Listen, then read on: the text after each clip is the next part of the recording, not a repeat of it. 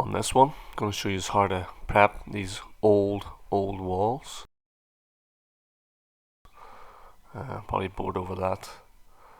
That one's solid enough, but that one needed to come down. But as you can see, the sparks caused some of the damage here, but obviously the age, they're sort of old walls. So show you how I go about prepping them for the skim coat so that they can be skimmed, finished, nice and tidy. You can see we're back to the red brick, and there's a couple of different ways to go about fixing the damage on the walls here, and I'll try and cover a couple of different ways. Might take a few different videos, but I'm sure this will be some good information for the new to the trade or the DIY plasterers out there. Right guys, I'm trying to take this clip a bit under times. So basically I've already got PVA here, but what I was saying was this electric conduit has destroyed the plaster work. It's old plaster, so it doesn't take too much abuse, so putting in new wires does happen to loosen it. Old red brick here, SBR or PVA. SBR is much stronger, but this is just an inside wall, so there's zero chance of damp, absolutely zero chance of damp. In fact, I'm going to put bonding on this. You can sand cement it as well, maybe not so much over there because that's sort of open line plaster, but I'll probably bond this out flush and then reskin the whole lot. And there's some over there, if you want to take a look at that. I'm going to sand cement them just because it's an exterior wall, so the chances of damp are a wee bit more. Very important guys, make sure you get it well PVA'd. I'm going to start mixing as this is starting to get sticky, and I like to get the bonding onto it when it's sticky. Just bonding the inside wall here. Quite a bit of depth, so might need to do it in 2 passes.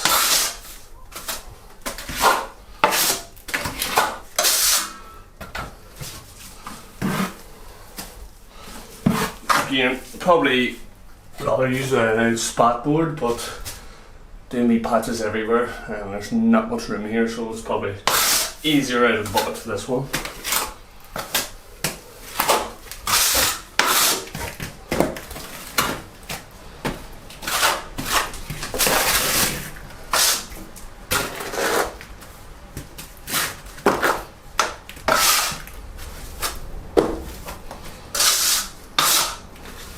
So I had that all PVA'd, still tacky. That's the best time you want to get it. And what the PVA does is it'll seal any of the dust, and it'll give you a bonding agent, so it'll help stick the new plaster to the old wall. So because this is only the size of a trowel, I don't really need to use a straight edge. I can follow the existing with my trowel.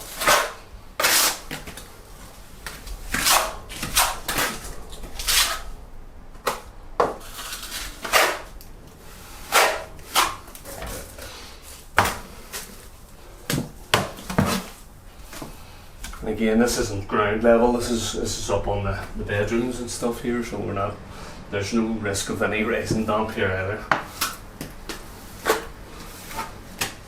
It's just if anything has ever fell off because of damp, bonding's the last thing you want to use.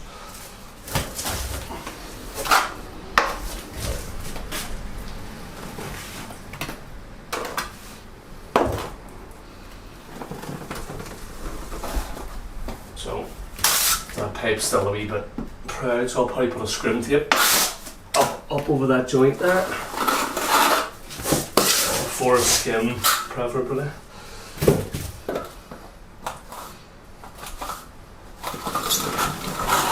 And if you were just going to patch this, you'd be putting all your joints back, but I'm going to do the whole wall. It's that bit easier. So I'll let that firm up a wee bit just before I key it, because I don't want it moving, changing shapes. And I'll crack on here and bond some more. I've plenty to do. A quarter of a bucket of these up here on the holes everywhere. So, next thing you want to do when you have it all bonded out is give it a key, either brush sort of like that, or a float. This is firming up, so it's not going to give a major key, you know. I'm not going to move it out of shape, it's going to hold its shape now. And just push it like that, yes. And then you can go around, clean all your woodwork, your electrical work, whatever's there. Come back in with a wee clean pasta brush and just clean all in. Clean it now when it's soft, as when it gets harder, that's when it gets worse. I'll just choose up close this bit of a key. But basically, them lines will be enough just to catch the skim, and you don't need massive deep lines for bonding because it'll pull in as well. But again, I'll have to PVA all this old paintwork and skim it. I lost a wee clip of footage on this where I was coating it, but as you can see, I have it all ASBR'd here, and you want to get your first coat over ASBR when it's still wet. You don't want that stuff to dry. And again, I'm going to do a 3-to-1 with a wee splash ASBR in it to build this out, and then top it off with a 4-to-1. And I'll show you that. This is just another way to prep red brick, and maybe better than bonding, as a sand cement will be a bit stronger. But again, bonding can be done and finished same day. And the reason I'm not using bonding on this is because it's an outside wall, and there is some chance of damp and moisture. So bonding is a big no-no for that from me. Basically, pros and cons of bonding. Bonding on the inside patches will set same day so you can get it finished, whereas sand cement will take, you'll want to leave it overnight to cure. But then the other pros and cons to that is that sand cement is probably cheaper to buy, but then your time. So it just depends how many days you're on a job, what tactics you can use. Go ahead. Okay guys, so all ASBR'd and PVA'd here, and I've got my lath on, my metal lath, wire mesh. Just screwed that on, that'll go with the bits of wood. So the idea here is just really need to get a wee bit on here. I'm not going to try and fill this out in one go, as that would probably be next to impossible. And because I first coated it all with ASBR and stuff and sealed it in here, and it's still tacky, still a bit tacky, so it's okay to go ahead with straight sand cement. Plus it's not that big, so there's not much call to have the scud coat. Again, if you wanted to scud coat and leave it a day, that's grand, but I'm confident I can get this out and let it set a couple of hours like so, and then I can fill that on out later on. Get a bit more here to cut.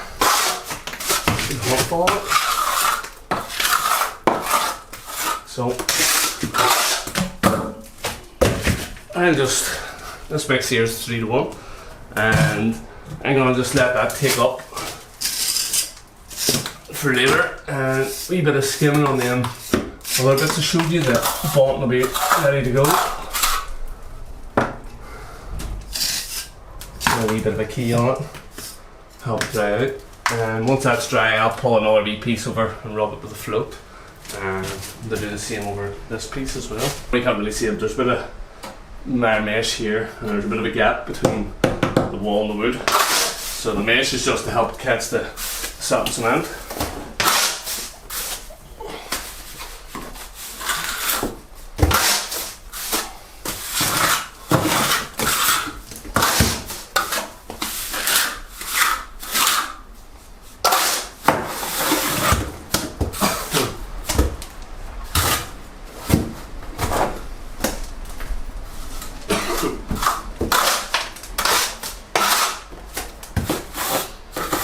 So again, I'm just going to build this out and keep a bit of sand cement for later on and build it right out flush.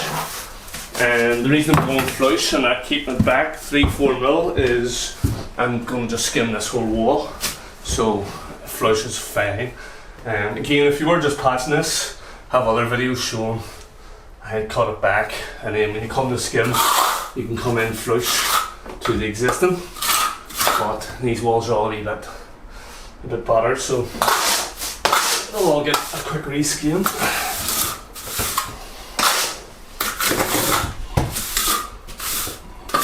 So really pushing in hard, guys, getting all them joints in the corners. Again, doesn't have to be awfully pretty right now,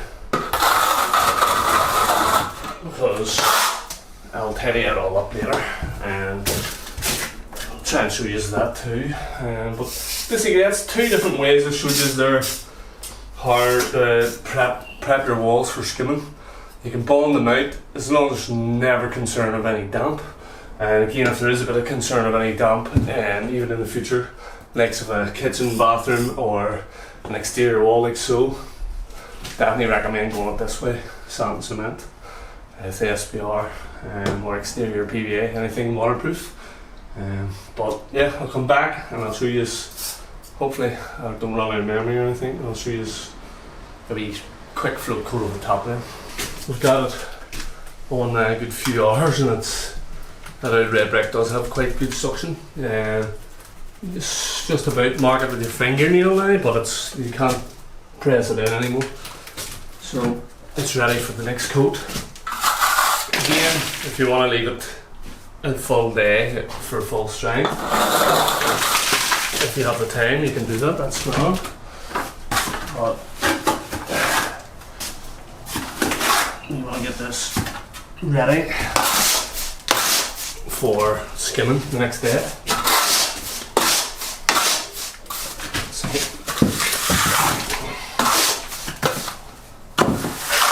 that first coat was 3-to-1, this wee drops 4-to-1 over the top.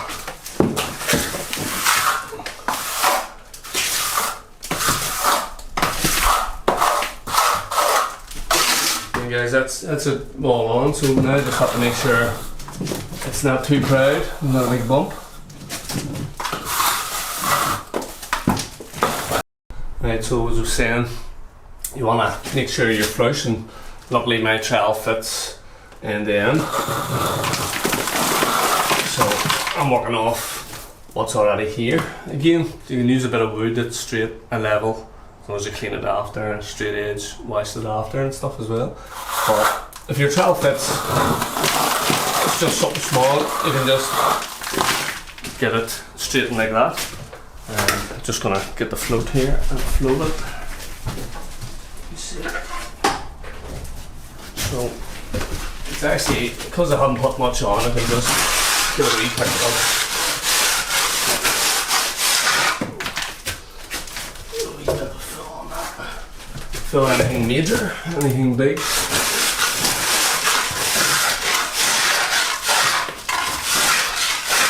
And obviously the main thing you want to worry about is all the edges and clean down. I'll get a wee tussle brush later, but you want to wash that angle down. Make sure there's no lumps of cement on. Again, shoes on this wee bit here. Just a bit of mesh held well for me. Let's get it all covered.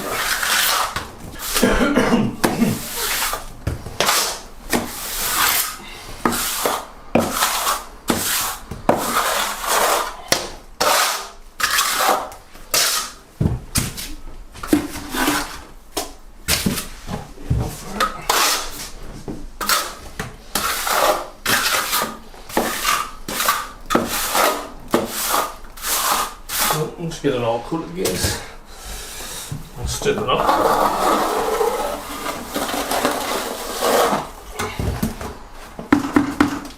And just straighten it off the original plaster, like I said earlier.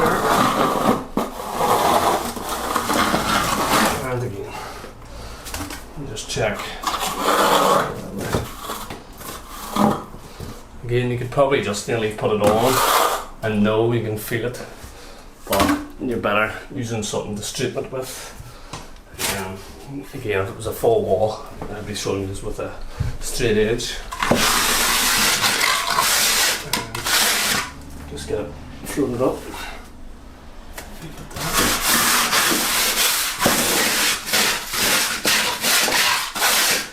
And that's the wall ready. That's it all prepped for skimming, guys. So once that goes off hard, I'll need to clean that first. Again, like I say, just toss and brush these. That's your detail, guys. That's what people are going to notice, how dirty or clean you are as a plasterer. Keep them trims clean. Again, somebody said tape them up, but it's all flaky paint, so I imagine this will get a quick sand and paint.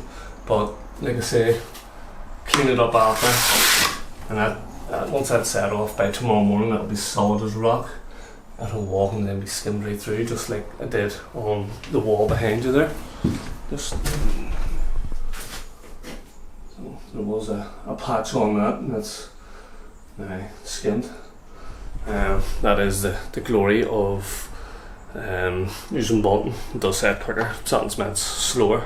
You do need to leave it the full day, but you know, once it's set, again, there's no risk of me worrying about it attracting any damp with bonding on an exterior wall there. So yeah, hopefully these tips helped a lot of you out.